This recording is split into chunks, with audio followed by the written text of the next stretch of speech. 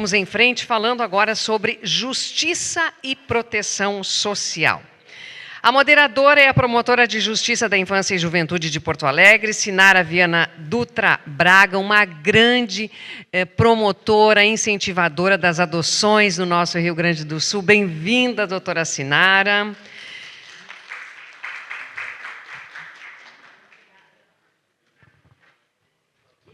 E eu quero chamar os nossos painelistas. O delegado Raul Vieira da DECA, porque agora é divisão. Doutor Raul, delegado Raul, bem-vindo. O advogado Carlos Kramer, representando a OAB-RS. E a professora Beatriz Gerhenson, hoje na Ajures. Bem-vindos. E será, sem dúvida nenhuma, um grande momento, um grande painel, tratando deste tema justiça e proteção social. A partir de agora, então, a palavra está com a moderadora Sinara Viana Dutra Braga. Por gentileza. Bom dia a todos. Que alegria o festejo dos 35 anos do Estatuto da Criança e do Adolescente. Parabéns, presidente Caroline Aguerra, pela iniciativa, pelo CMDK estar neste evento, oportunizando para todos nós a possibilidade de nos aperfeiçoarmos. E agradecer para a Karine, da geração... desculpa, me fugiu aqui, Fundação Gerações. Né? Karine, obrigada e obrigada pelo convite.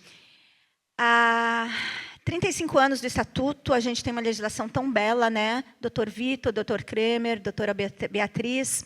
E o nosso painel, então, é para falar sobre o sistema de justiça, sobre a questão do estatuto no mundo jurídico, para o pessoal que está aqui conosco. Então, eu vou começar apresentando os senhores e com os questionamentos. A primeira rodada, né, com uma fala de 10 minutos para cada um, depois questionamento individual com 5 minutos para cada um, e abriremos para o público. Mas quero, desde já, cumprimentar a todos e agradecer a grande oportunidade de participar desse evento. Então, hoje estão conosco a doutora Beatriz... eu vou saber falar o nome? Gerhenson, graduada em Serviço Social pela PUC do Rio Grande do Sul e em Ciências Jurídicas e Sociais pela URGS. Por 36 anos, foi professora de Serviço Social na PUC, com as funções de pesquisadora, orientadora de mestrado e doutorado, diretora da faculdade, coordenadora do Grupo de Estudos e Pesquisas em Ética e Direitos Humanos e diretora da Faculdade de Serviço Social. A doutora Beatriz tem experiência na área do serviço social, com ênfase na infância e juventude, atuando principalmente nos seguintes temas: justiça restaurativa, serviço social, socioeducação, direitos humanos, ética e formação profissional. Atualmente, a doutora Beatriz é professora nos cursos de formação de facilitadores em justiça restaurativa da Ajures. O doutor Carlos Kramer, nosso advogado, especialista, presidente da Comissão da Infância e Juventude, especialista no direito da criança e do adolescente pela Fundação Escola Superior do Ministério Público, conselheiro estadual e presidente da Comissão da Criança e do Adolescente da OAB Rio Grande do Sul e presidente do Conselho Gestor do Programa de Proteção de Crianças e Adolescentes Ameaçados de Morte, o PPCAM do Rio Grande do Sul. O doutor Raul, delegado de polícia, diretor da Divisão Especial da Criança e do Adolescente, professor na Academia de Polícia. Prezados, é uma alegria dividir esse espaço com os senhores, todos expoentes na área de atuação. Então, eu começo o nosso painel com o questionamento para os três quanto ao sistema de justiça. Qual a visão dos senhores neste decorrer de 35 anos do Estatuto, avanços, dificuldades, desafios? Quero ouvir os senhores. Vamos começar com a doutora Beatriz? Por favor.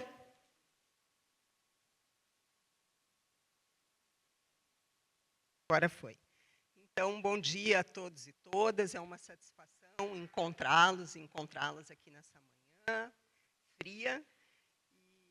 Mas quero dizer que chego com o coração aquecido por encontrar tantas figuras importantes na minha história que me constituíram, né, como pessoa e como profissional, ex-alunos, colegas, professores, parceiros de caminhada, né, de militância. Então, é uma alegria, eu quero agradecer ao Conselho e à Fundação Gerações, especialmente na pessoa da professora Ana e da Karina, que me dirigiram esse convite tão honroso. Eu acho que a gente chega num terceiro painel e muito do que a gente tinha para dizer já foi dito. E talvez eu vá utilizar esse momento curtinho que temos aqui para algumas palavras de síntese daquilo que a gente até já escutou até agora. Eu partiria da ideia, por último, colocada pelo Everton, que fala de contradições, de movimento, de que, quando a gente pensa em proteção integral dentro de um sistema de garantia de direitos, né, onde nós vamos compreender as funções de promoção, defesa enfim, de todas as funções de um sistema de garantia de direitos, a gente tem que pensar em processo. A gente tem que compreender a proteção integral como um construído, não como um dado. O Everton usou muito a palavra disputa, né? O Everton foi meu aluno, então eu escuto ele e fico me escutando, né? Essa palavra disputa é muito importante. Reverberou bem, que bom. Fiz um bom trabalho. Essa ideia de disputa nos leva a compreender que tivemos muitos avanços, 35 anos passados, né, do Estatuto da Criança e do Adolescente, mas ainda temos muitas barreiras, muitos bloqueios, né?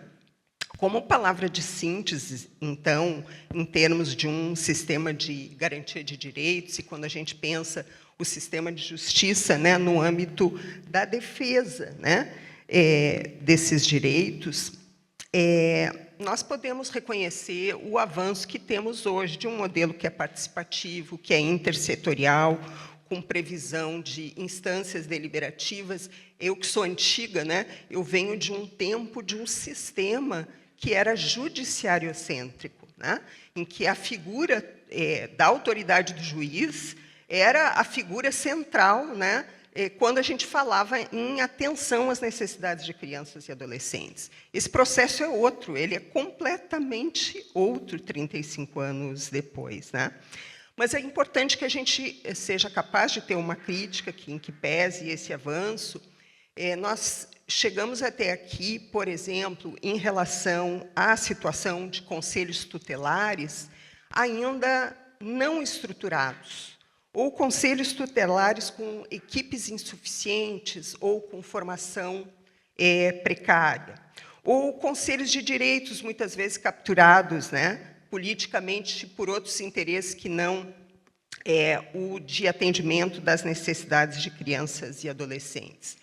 E quando a gente pensa no sistema de garantia de direitos, a gente precisa reconhecer também uma barreira importante que seguimos enfrentando passados 35 anos de estatuto, que é a fragmentação dessas políticas, a fragmentação do funcionamento ainda isolado de todas essas instâncias, que, por mais que se esforcem, né, não estou fazendo disso terra arrasada, né, daqui da minha reflexão, mas em que pese todo o esforço, as dificuldades são inúmeras, né, para que haja uma atuação de fato integrada.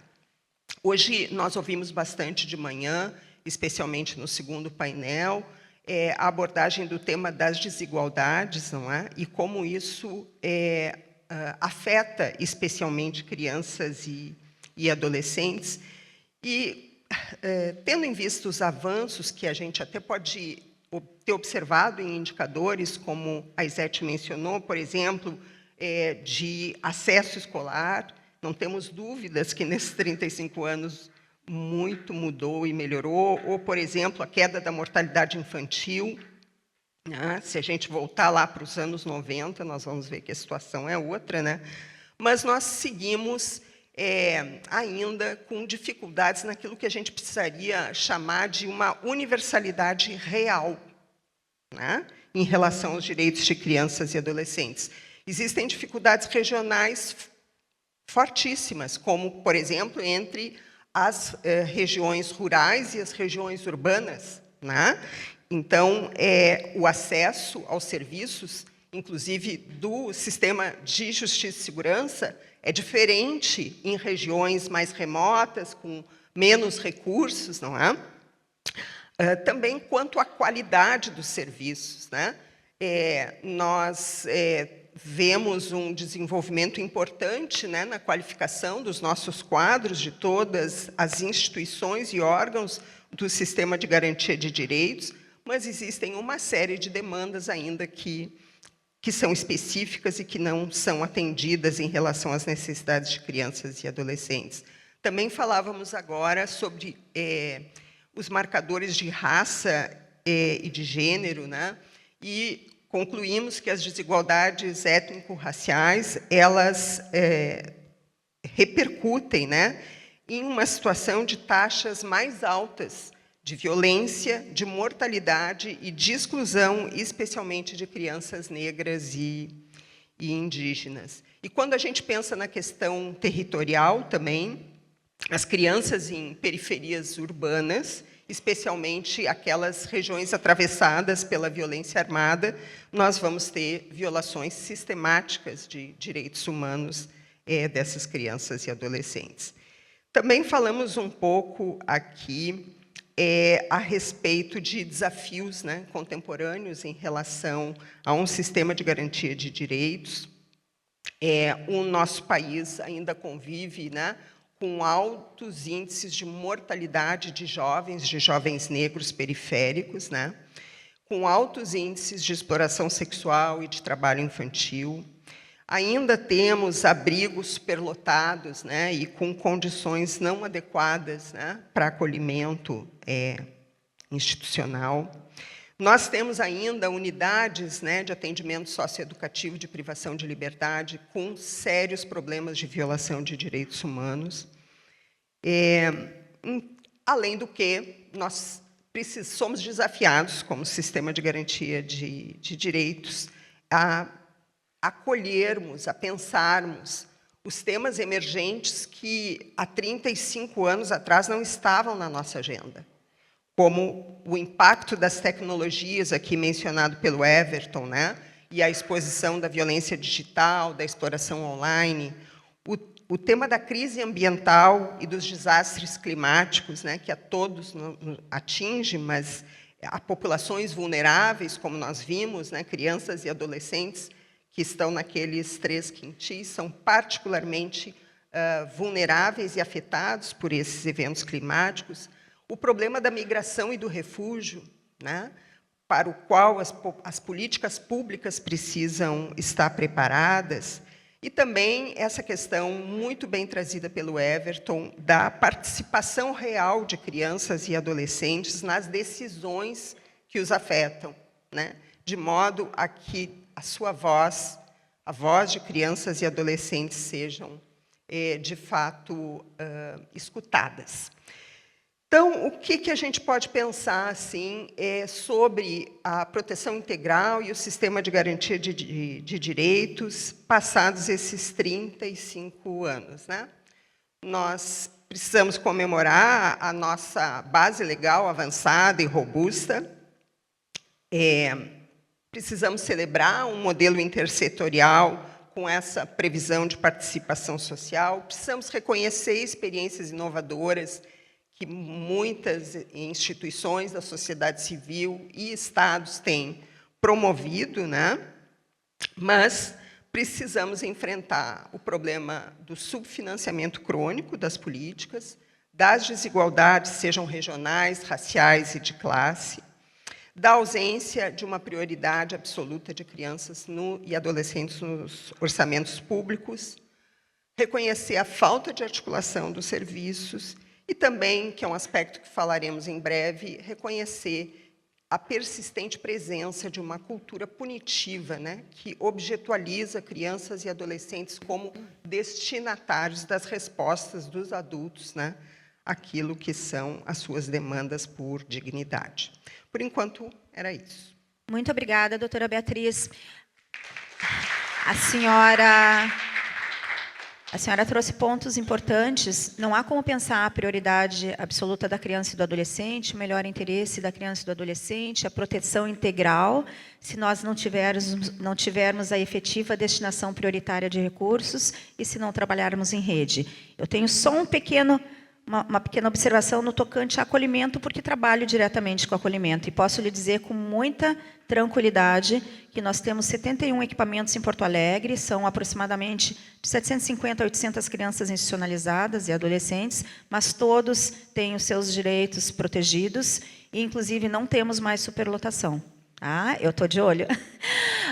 Doutor Raul, por favor. Gente, eu sou uma moderadora que esqueci o celular no carro, então eu estou sem relógio e sem celular. Eu vou pedir só para o senhor cuidar os 10 minutos. Muito obrigada. Tá certo. Bom dia, senhoras e senhores. Bom dia, doutora Sinara, doutora Beatriz, doutor Carlos. Obrigado à Fundação Gerações por ter convidado para participar desse evento, junto com o Conselho Municipal dos Direitos da Criança e do Adolescente. Fiquei muito feliz em fazer parte desse seminário que comemora o aniversário de 35 anos do Estatuto da Criança e do Adolescente. Na minha carreira policial, acho que eu fecho agora 13 anos de atuação exclusiva na área de proteção à criança e adolescente. Então, é um ambiente onde eu me sinto bastante confortável para aprender, para conversar, para trocar ideias, e vejo muitas pessoas aqui que a gente se cruza em diversos ambientes aqui, todos com o mesmo propósito, de proteger a infância e proteger a juventude. Nesse cenário, doutora Sinara, no momento em que eu fui contatado aqui pela organização do evento, eu imaginei a vastidão que tem de assuntos, um universo completo aqui, para a gente condensar em 10 minutos, em 15 minutos, o que é uma tarefa muito difícil, né? A gente teria assunto aqui para ficar uma semana conversando, né? A proteção à criança e adolescente, dentro desse cenário de aniversário do Estatuto da Criança e Adolescente, nos traz desafios infinitos aqui nas diversas áreas de atuação. Então, a partir desse momento, eu pensei que um assunto que poderia ser abordado aqui por mim na condição de representante da Polícia Civil, na condição de pessoa encarregada de determinar os rumos de proteção na esfera criminal das crianças e adolescentes, eu escolhi um tema. É um tema que traz consequências para uma vítima para o resto da vida dela. É um tema que faz com que a gente tenha desafios diários na esfera de investigação policial. Esse é um tema que traz consequências gravíssimas para as famílias envolvidas, no que eu vou falar agora. Esse é um tema que até mesmo para os autores de uma prática delitiva traz consequências complicadas para ele, porque nem mesmo dentro de um sistema penitenciário ele tem facilidade lá. E eu me refiro aqui, doutora Sinara, ao crime de abuso sexual contra criança e adolescente. É um tema que cada vez mais tem desafiado a Polícia Civil e todo o sistema de justiça para que a gente atue de forma efetiva. É algo complexo, não é simples trabalhar com esse assunto. E a gente divide basicamente essas condutas que caracterizam o abuso sexual em duas grandes categorias. A primeira delas é a categoria do abuso sexual físico, real, que é praticado de forma carnal, em contato com as pessoas, e o crime de abuso sexual praticado no ambiente virtual, praticado nas plataformas, na internet. Muitas vezes a gente é levado a crer que aquele crime praticado no meio virtual ele é menos grave do que aquele praticado no mundo real, no mundo físico. Por quê? Porque a gente pensa, bom, pelo menos é só um sujeito que está trocando arquivos, fotos, filmes, envolvendo uma criança sendo abusada, quando na verdade não é isso. Se a gente comparar com uma conduta de um abuso físico, a gente tem que lembrar de um segundo momento, que aliás é um primeiro momento, ele vem antes desse segundo momento. O primeiro momento é de uma criança, de um adolescente que está sendo vítima no mundo real. Aquela imagem só existe porque alguém foi abusado em outro momento. Pode ser na nossa cidade, no nosso estado, no nosso país ou lá do outro lado do mundo, né? Pode ser uma pessoa lá no Oriente, lá, que foi abusada, que permitiu com que um criminoso do lado oposto do planeta produza aquele material para que seja consumido, compartilhado, armazenado aqui no nosso estado, aqui na nossa cidade. Então, a gente tem que sempre lembrar que não é uma conduta de menor importância quando a gente compara com o abuso físico. As duas são muito graves. São duas questões que envolvem uma vítima real, uma vida, uma pessoa que está lá por trás. E essas duas modalidades de delitos de abuso sexual infanto-juvenil, elas nos trazem os mais variados desafios de investigação. E eu cito dois aqui, porque esse assunto eu ficaria até amanhã conversando aqui, doutora Sinara. Mas como a gente tem tempo aqui e temos que ouvir diversos participantes aqui, cada um com contribuições diferentes aqui, eu vou ser bem sucinto.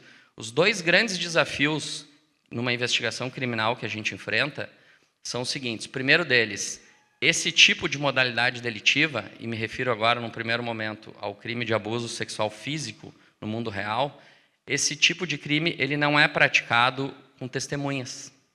Não é praticado em frente a outras pessoas que podem confirmar ou excluir aquela conduta. Esse é um crime que é praticado muitas vezes dentro do ambiente familiar. Muitas vezes nem mesmo a vítima consegue falar.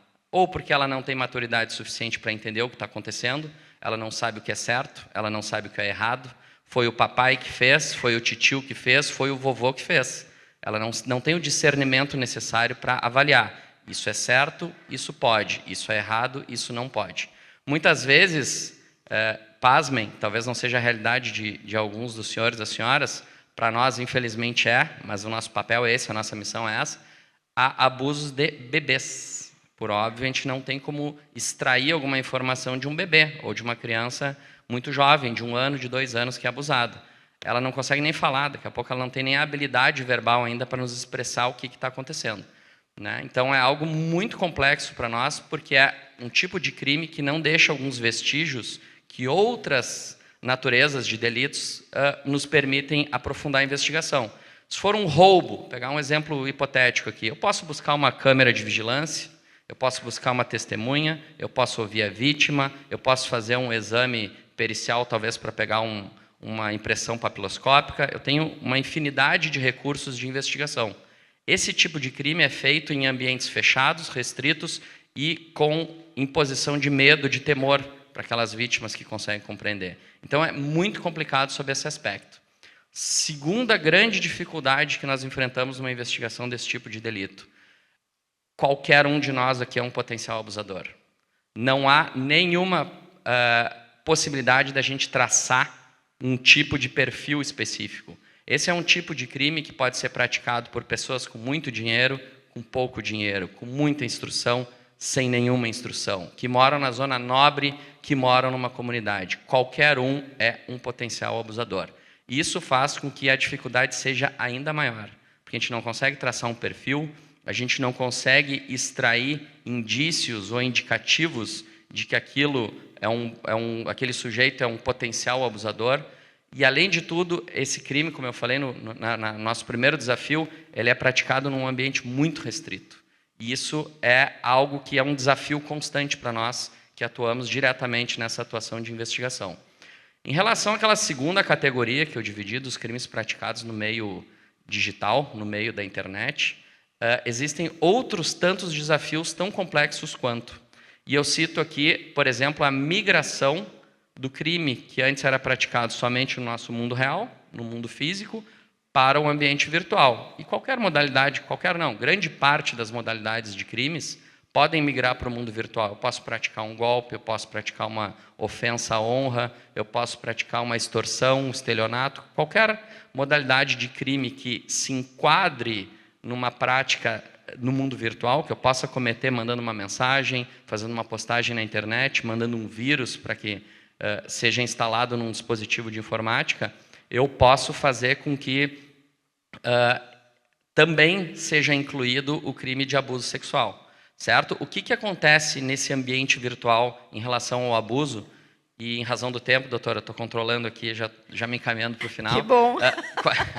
Qual é o grande desafio que a gente tem? Os criminosos atentos a essa realidade, eles também migram de plataformas. Há não muitos anos, o que um criminoso, um predador sexual poderia fazer? Ele poderia praticar nas principais plataformas, nas principais redes sociais. As empresas de tecnologia, por iniciativa própria e por pressão do sistema, em nível mundial, me refiro, elas passaram a implementar e investir em segurança, certo? O que o criminoso faz, então? Quando ele enxerga que aquele ali não é um ambiente propício, não é um ambiente fértil, um terreno apto à prática desse crime, ele migra para outras plataformas, Hoje em dia, onde é que vocês acham que um criminoso sexual encontra um bom ambiente para chegar numa criança e tentar aliciá-la? Plataformas de jogos. A gente pensa que os nossos filhos, né, os nossos alunos, as pessoas da nossa família lá, não, ele está lá no quarto dele, está tranquilo, ele está só jogando um joguinho, é inocente, ele está fazendo um joguinho de tiro, um joguinho de bichinho que pula. Não, muitas vezes ele está sendo atacado e a gente não tem nem ideia do que está acontecendo, como diz o gaúcho, debaixo do nosso bigode, dentro da nossa casa, dentro do nosso ambiente. Então, o nosso desafio é fazer com que esse jogo de gato e rato, o rato foge, o gato vem atrás, isso é uma realidade constante nossa. A gente tem sempre buscado se aprimorar, buscar aperfeiçoamento e buscar novas ferramentas para que aquilo que é praticado no ambiente virtual seja também possível da gente alcançar, da gente monitorar e a gente conseguir buscar indícios que indiquem a prática de um crime de abuso. Então, para encerrar aqui, faço aqui uma menção, doutora Sinara, porque isso faz pouco tempo que a gente conseguiu implementar dentro da divisão especial da criança e adolescente na Polícia Civil. A gente criou o Núcleo de Operações Cibernéticas. É um setor específico que atua buscando a identificação de criminosos no ambiente virtual. Especificamente 2 tipos de delitos, que estão, infelizmente, agora nos noticiários. Se abrirmos aqui qualquer canal aqui de mídia, um jornal, assistirmos à televisão à noite, hoje nós vamos saber do que a gente está falando agora aqui. Principalmente os crimes de abuso sexual, foi isso que eu falei até agora, e ainda situações envolvendo ameaças a estabelecimento de ensino. Fomos, essa semana agora, aqui no Estado, vítimas de um ataque dessa natureza. Então, para encerrar, deixo o alerta aqui de que a prevenção a esses tipos de delitos, principalmente esses cometidos relacionados a abuso sexual, eles exigem uma atuação conjunta de todos nós. A gente tem que verificar os sinais, a gente tem que acompanhar o que os filhos fazem, com quem eles andam, o que eles estão fazendo no mundo virtual, que a gente perde o controle, a gente não sabe o que está acontecendo. Eu sou pai de 3 e posso dizer a dificuldade como é isso. Eu sou profissional da área e encontro dificuldade. Imagina alguém que não tem, talvez, essa experiência que a gente tem. Tá? Então, sem mais delongas aqui, doutora, muito obrigado aqui pela participação. Fico à disposição para o que precisar de esclarecimentos. Obrigado. Doutor Raul, o senhor trouxe 2 pontos bem importantes. Quando a gente fala de abuso sexual, todas as pesquisas apontam que é de dentro de casa que provém a violência. Então, a necessidade de denunciar. Na dúvida, denuncie, não se cale. Inclusive, já temos previsão, está tipificado na lei Henri Borel. E a questão dos crimes virtuais, o sharing, as bets, cyberbullying. Felizmente, agora, semana passada, se não me falha a memória, veio a decisão do Supremo Tribunal Federal, entendendo que o artigo 19 do Marco Legal da Internet, ele é parcialmente constitucional ou parcialmente inconstitucional, ou seja, o artigo 19, ele exigia uma ordem judicial para que as big techs, para que as grandes plataformas tirassem aquela comunicação de terceiros daquela plataforma. E agora, com essa decisão, já está, e foi por grande maioria, só 4 ministros deram voto divergente, mas o entendimento é de que, imediatamente acontecendo a violência digital, o crime digital, você pode e deve informar, e eles têm que retirar das plataformas, né, os gestores, sob pena de responderem civilmente, além de também as demais, a penalização por de atuação administrativa com penas altas, né? Mas, enfim, não quero me alongar. Doutor Kramer, eu não posso deixar de referir que o doutor Carlos é um grande, assim como o doutor Raul, e estou tendo a oportunidade de conhecer a doutora Beatriz hoje, mas são grandes parceiros na atuação do cuidado da criança e adolescente. Então, doutor Carlos, 10 minutos para o senhor nos trazer a sua visão sobre o sistema de justiça, a garantia dos direitos da criança e do adolescente, nesse percurso de 35 anos do ECA. Bom dia. Agradeço as palavras, as gentis palavras da doutora Sinara. Bom dia a todos. Queria fazer a saudação ao Conselho Municipal de Direitos da Criança e Adolescente, na pessoa da presidente Carolina Aguirre. Agradecer o gentil convite também da diretora Karine por esse evento. Gostaria de saudar também o Leandro aqui, que representa o Conselho Tutelar. Aliás, o Conselho Tutelar aí presente mais uma vez aqui, nos prestigiando. saudar a nossa mesa aqui, na pessoa da nossa palestrante Beatriz, doutor Raul, doutora Sinara também é uma grande parceira, João Rocha, Pão dos Pobres também, aqui presente. A doutora Sinara, ela consegue realizar uma determinação do artigo 19 do Estatuto da Criança e do Adolescente, que é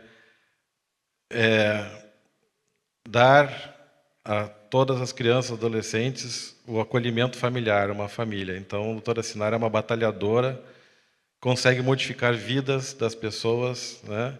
Dar o direito ao convívio familiar, comunitário, familiar, no caso, a família, seja através da família extensa, acolhimento familiar ou também o acolhimento institucional, que são formas de acolhimento, né, umas medidas de proteção, ou através da família substituta na adoção. Então, parabéns, doutora Sinara, a senhora deixa um grande legado que muitas pessoas nunca vão esquecer a senhora. Muito obrigada. Então, feita essa breve saudação, e eu estou contando o meu tempo aqui. Agora eu estou com o cronômetro. Eu também estou. E o meu dá choque aí, quando termina, então leva um choque aqui. Bom, eu estava pensando assim, o que falar, né? É um tema muito amplo, mas eu, algum tempo atrás, escrevi um texto que eu acho que sintetiza um pouco esses 35 anos do Estatuto, e eu vou me permitir dar uma rápida lida nesse texto. Não vai demorar muito, é um texto curto, mas eu acho que traz mais ou menos uma visão. Eu tenho uma visão otimista. Eu acho que antes do Estatuto, o Estatuto da Criança e Adolescente foi um divisor de águas, né? E eu vou me permitir, então, ler esse texto aqui brevemente.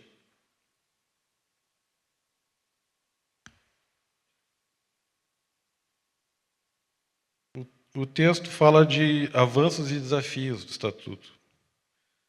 No próximo dia 13, a Lei 8.069 de 90, o Estatuto da Criança e do Adolescente, comemorará 35 anos de existência.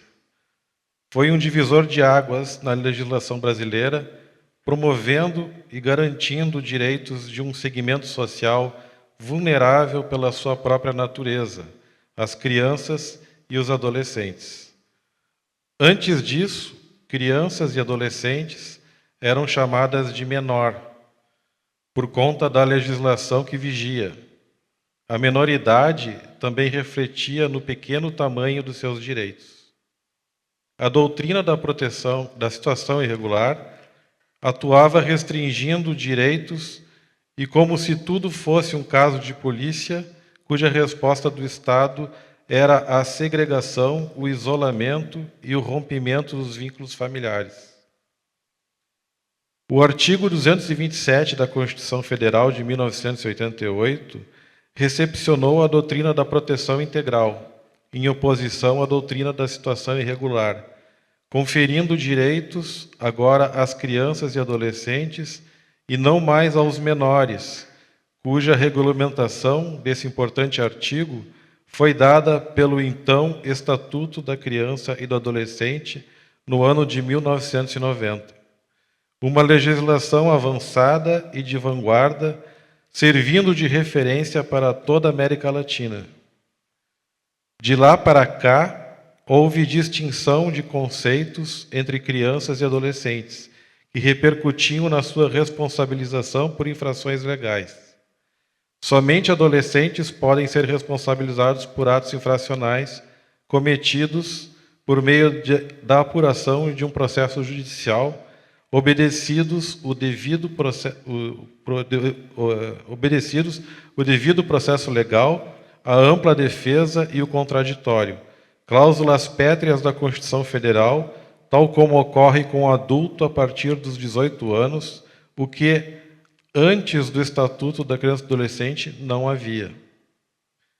Crianças e adolescentes passaram agora a integrar a categoria de sujeitos de direitos, ou seja, podem, em igualdade de condições com o adulto, acessar, por meio do seu representante legal, o arcabouço jurídico pátrio e buscar no Poder Judiciário a reparação do seu direito violado ou a garantia de que ele não seja violado.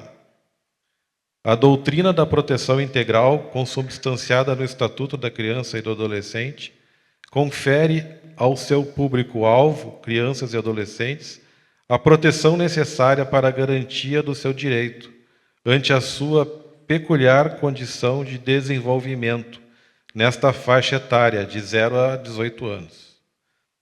Nestes 35 anos de existência do Estatuto da Criança e do Adolescente, que era uma legislação protetiva especial única, somaram-se outras legislações importantes em benefício das crianças e adolescentes, quais sejam a Lei do SINASE, que regulamenta a medida socioeducativa, é a Lei número 12.594, de 2012, a Lei da Escuta Especializada do Depoimento Especial, estabelecendo o cuidado na oitiva da vítima ou testemunha de violência com a adoção de protocolos científicos, que é a Lei número 13.431, de 2017, a Lei Menino Bernardo, ou Lei da Palmada, que orienta outros métodos de educação e correção sem punições físicas, que é a Lei número 13.010, de 2014, a Lei Henri Borel, que trata da violência e abusos intrafamiliar,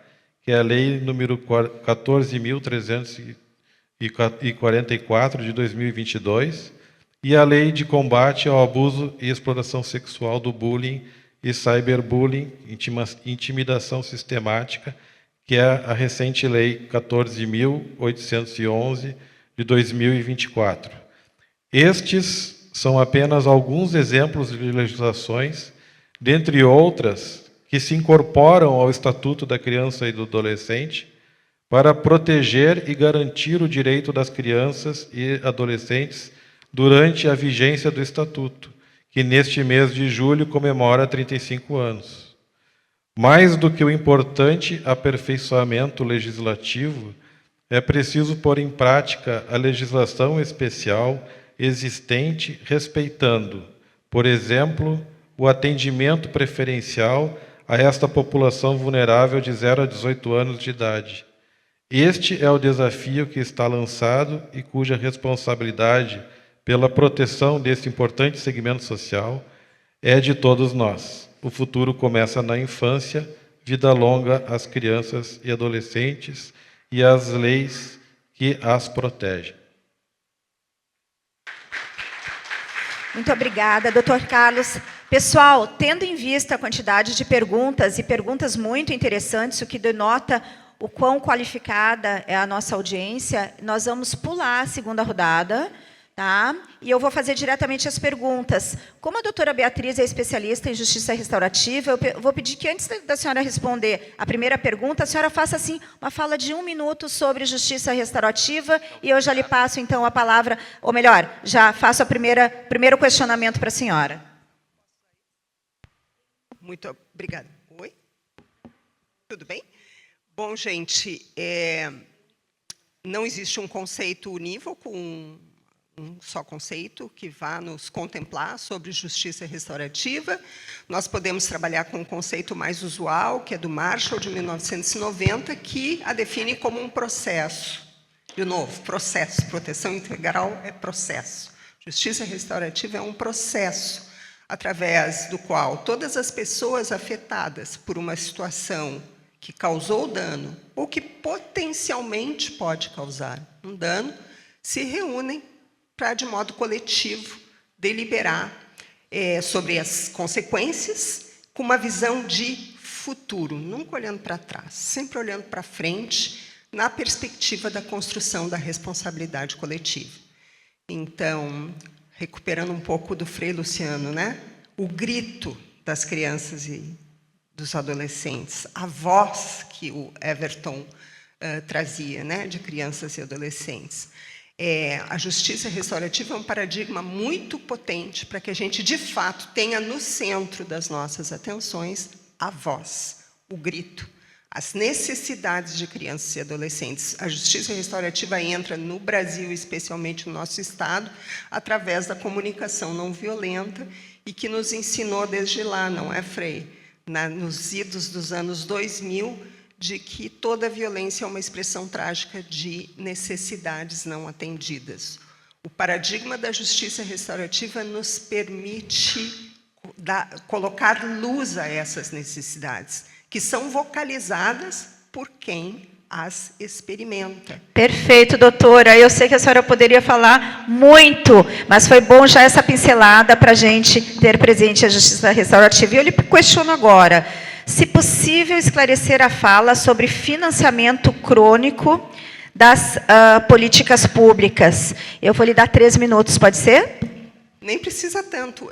Talvez eu tenha sido mal escutada ou tenha me expressado mal. É subfinanciamento crônico. É a falta crônica de um financiamento suficiente que cubra, de fato, todas as necessidades que temos com as políticas públicas para proteger crianças e adolescentes. Aquilo que a professora Izete dizia antes, que serve mais para aplacar as nossas consciências com aquilo que financiamos, mas, de fato, não estamos atendendo à integralidade das necessidades de crianças e adolescentes. Quando a gente pensa em direitos humanos como todos os direitos para todas as crianças e adolescentes, a gente vê que está devendo, e está devendo especialmente porque não custeamos adequadamente as políticas públicas que necessitamos.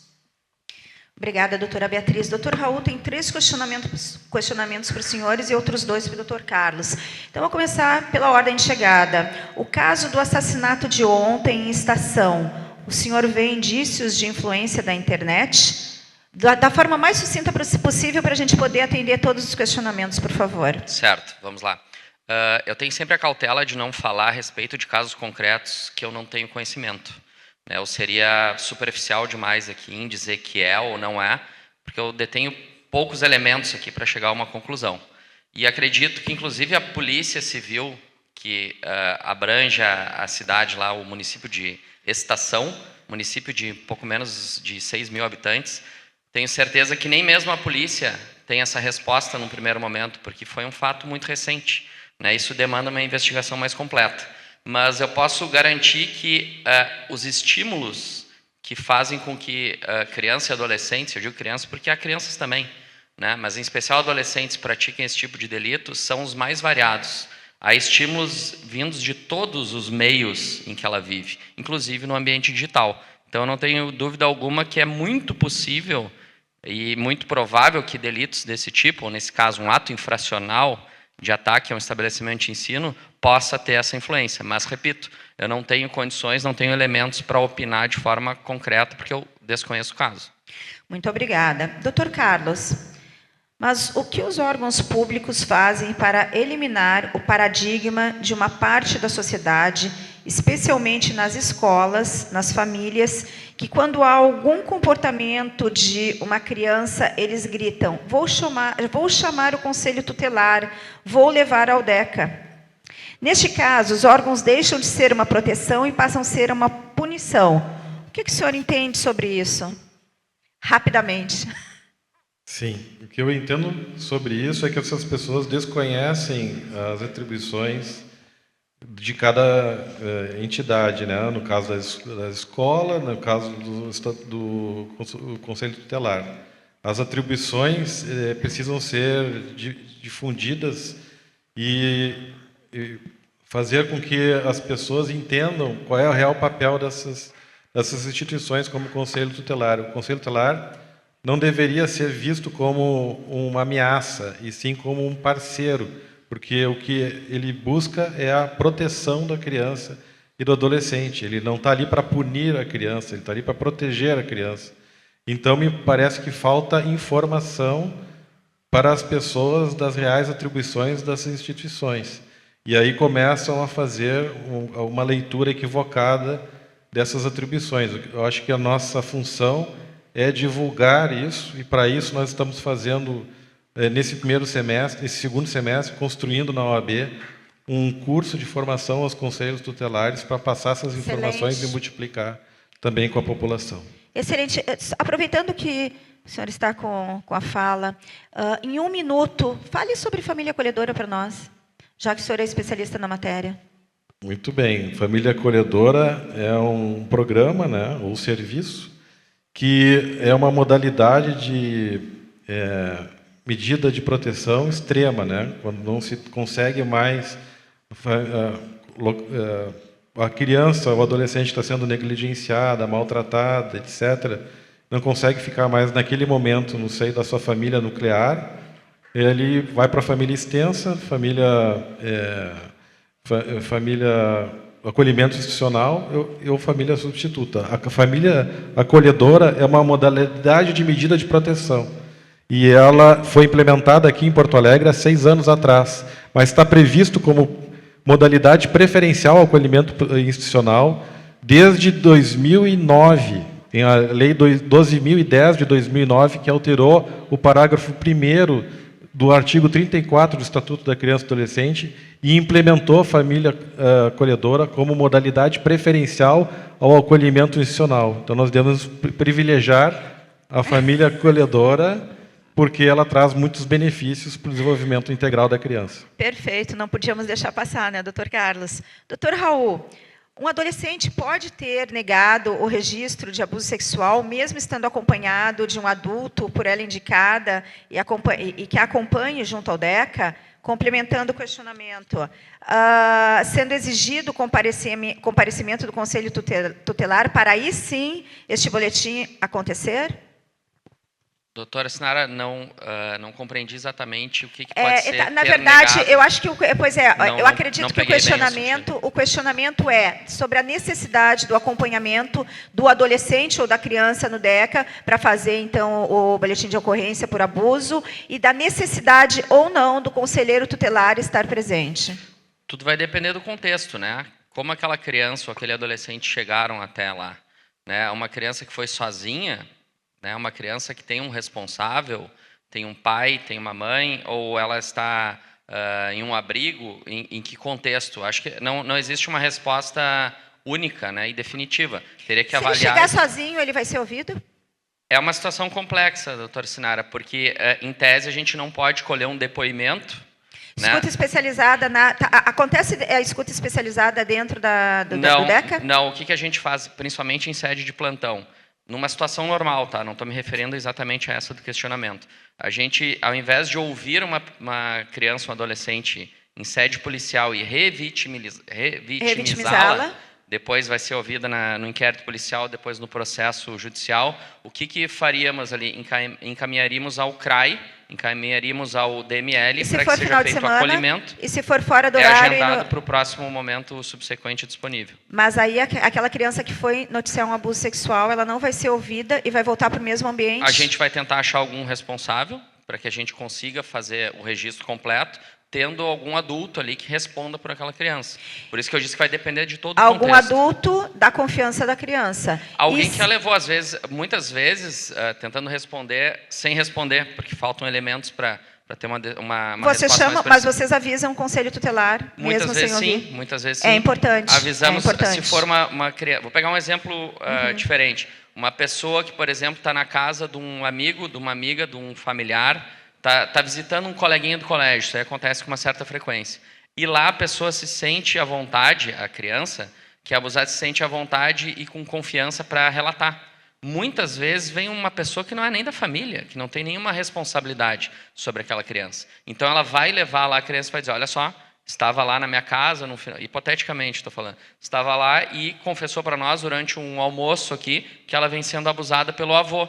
Ela não encontra dentro da família dela uma pessoa que possa entender, ouvi-la e acreditar na palavra dela. Então, eu venho aqui fazer o registro. Então, tendo uma pessoa, um adulto ali, a gente... De confiança. Claro. O importante é não passar em branco. Não é responsável legal pela criança, mas é a pessoa que nos trouxe aquela informação. Perfeito. Doutora Beatriz, Como garantir não apenas o acesso aos serviços, mas também um acolhimento institucional qualificado, que valoriza a escuta, a estima e o desenvolvimento integral, frente a uma rede que, como no caso da escola integral, muitas vezes não está preparada para este trabalho intersetorial? Obrigado. Questão complexa, não existem soluções mágicas, não é? Mas nós falávamos de sistema de garantia de direitos. Tudo que nós pudermos fazer para fortalecer a intersetorialidade, para evitarmos aquelas experiências abandônicas, né? Que vive a própria escola, que vive, muitas vezes, a própria instituição de acolhimento dentro da sua comunidade, porque, eu digo experiência abandônica, é tipo assim, toma que a criança é tua, toma que o adolescente é teu. É o processo do au-au. Vai passando e a gente parece que vai se vendo livre. Nós não vamos nos ver livre. O problema é de todos nós, as necessidades que nos convocam a todos, Estado, sociedade e a família. Então, eu entendo, né, que quanto mais, como dizia a doutora Sinara na abertura, nós fortalecermos a rede e as práticas intersetoriais, trabalharmos na formação, né, continuada de todos aqueles servidores e profissionais responsáveis, né, por esse atendimento. E vou puxar a brasa para o meu assado, né? Acho que é bastante importante a gente promover uma contaminação ampla de todas as instituições de proteção social em relação ao paradigma da justiça restaurativa. Eu acho que, com isso, de alguma maneira, nós vamos poder contribuir para a reversão desses quadros de pobreza de escuta, de uma cultura, né, em que a gente delega a autoridade para agentes externos, o conselho, o e em que a gente, de fato, não consegue trabalhar com a autonomia de crianças e adolescentes para que eles possam se dar as suas próprias palavras, as suas próprias necessidades serem por eles expressas. Perfeito. A gente vê a necessidade das pessoas ouvirem realmente, né, a comunicação não violenta e a integração, todos serem comprometidos com a causa da infância. Todos nós temos obrigação. A Constituição Federal, o artigo 227, é clara. É a família, a sociedade, o Estado. O Estado entendido como município, Estado, União Federal, de forma de responsabilidade solidária. Todos nós temos que ter esse comprometimento. Enquanto não houver uma atuação intersetorial, em rede, onde as pessoas estejam abertas para ouvir, né, e compor, a gente não vai adiante. Mas, em razão do tempo, eu vou fazer a última pergunta. Não sei se mais alguém tem algum questionamento. Se alguém tiver, levanta a mão. Não? Então, vou encerrar com esse último questionamento para o doutor Raul, que, na verdade, não veio escrito como questionamento, mas como alguns indicativos que gostaria de saber como o DECA pode agir, pode auxiliar no tocante à população indígena, sobre o tradutor, se está sendo eficaz, e o desafio de, em todos os âmbitos, haver a inclusão e a proteção. Então, eu peço assim, uma fala do senhor, especificamente a população indígena. Eu acho que saiu na imprensa, né, o caso das meninas que foram acolhidas, e até para os senhores terem a informação, elas já estão na sua tribo, mas essa tribo está sendo olhada, e, inclusive, sexta-feira, vamos fazer uma ação bem legal lá nesta tribo, então, dos Guaranis. Mas, doutor Raul, por favor, a palavra é sua. Vamos lá. Acredito que esse questionamento, ou essa observação, tenha surgido a partir de um episódio acontecido na semana passada, né, de crianças indígenas que estavam numa situação vulnerável, e foi feito um encaminhamento. Em relação a esse obstáculo da comunicação, né, isso aí se presta para diversos cenários diferentes, né, e não é diferente quando alguém fala uma língua também diversa da nossa. Né? A gente tem que tentar contornar de acordo com as circunstâncias que nos são apresentadas. Se for uma pessoa que fala outra língua, mas nos compreende, e essa comunicação for eficiente, para nós é suficiente. O complexo é quando a gente tenta conversar com a pessoa, ou tenta fazer um questionamento, e não tem a certeza de que a resposta que está vindo, ela é a mais precisa, porque a gente não sabe qual o nível de compreensão e qual o nível de comunicação na linguagem corrente, o português. Né? Então, acredito o importante é chegar, né, doutor Raul? A gente precisa ter a certeza de que aquilo que está sendo comunicado corresponde ao que a gente está perguntando e está sendo respondido. Pode ser uma via de mão dupla, que eu pergunto, ele entende, mas não consegue me responder. Ou não entendeu minha pergunta e respondeu outra coisa. Então, no momento que a gente não tem a certeza de que isso está sendo eficiente, a gente precisa buscar recursos. Um tradutor pode buscar recursos até na internet, se for algo escrito. Né? Isso aí não é diferente com crianças e adolescentes que não conseguem verbalizar. O que a gente faz? A gente se socorre de outros instrumentos para conseguir transformar em elementos de investigação aquilo que uma criança está nos indicando. Por exemplo, a gente encaminha para uma perícia psíquica. Eu não posso fazer uma pergunta objetiva para uma criança. É uma outra forma de obstáculo de comunicação. Nesse caso aqui se tem um exemplo de uma situação envolvendo uma criança que não tem a verbalização tão presente. Né? Então, são obstáculos que muitas vezes a gente precisa enfrentar. O importante é que a gente sempre respeite as culturas diferentes e os costumes diferentes. Né? Acredito que tenha sido nessa linha. Sim, perfeito.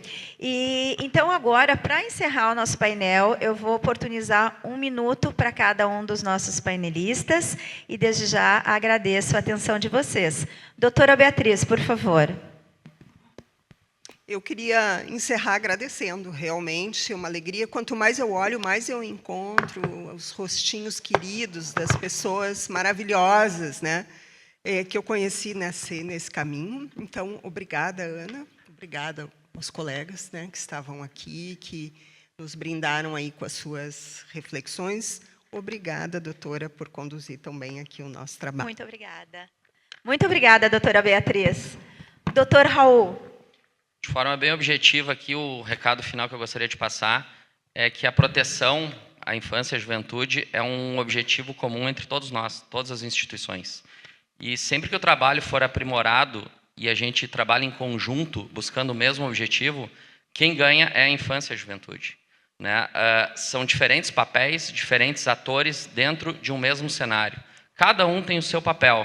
E se cada um fizer bem feito o seu trabalho e participar de um objetivo comum, quem ganha é a sociedade. Então, essa é a minha mensagem. Todos fiquemos atentos aos sinais que o mundo nos passa em relação à violência contra a criança e adolescente, seja em que contexto for, e que a gente atue sempre de forma unida, porque estamos todos do mesmo lado da trincheira. Se fôssemos fazer uma divisão, né? O lado de lá é o do mal, o daqui é o do bem. Não, estamos todos do mesmo lado.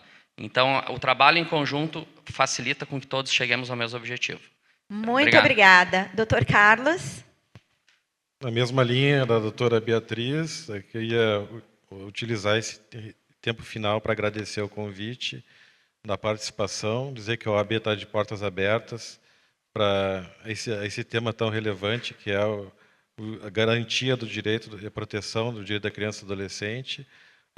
Ainda temos muitos desafios, né? O trabalho é permanente e a dedicação deve ser prioritária também, assim como o direito deles também de terem seus direitos respeitados como prioridade absoluta. Então, agradeço mais uma vez o convite e obrigado. Muito obrigada, doutor Carlos. Eu quero deixar minha mensagem final também. Por favor. Nós temos a Constituição Federal, o Estatuto da Criança e do Adolescente, a Lei da Palmada, a Lei da Escuta Protegida, que é a de garantia de direitos, onde temos tipificado violência institucional, violência física, psicológica, violência institucional, que é o primeiro marco, a primeira vez que aparece documentado.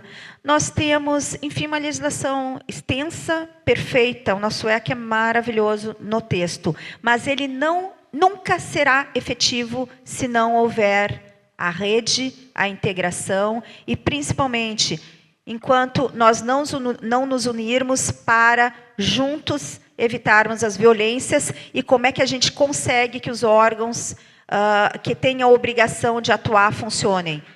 Informando, não se omitindo, não havendo jogo de empurra. Né? Então, eu quero encerrar esse momento dizendo o seguinte, seja no Disque 100, seja na delegacia de polícia, seja via Brigada Militar, via OAB, via Ministério Público, via Juizado da Infância e Juventude, não importa o caminho, não deixem de informar. Na dúvida, informe, porque se a gente se omite, daqui a pouco essa informação vai ser o que vai faltar para a gente evitar, talvez, aquela criança que lá em São Gabriel foi jogada de uma ponte, o Bernardo que foi morto, a menininha que foi...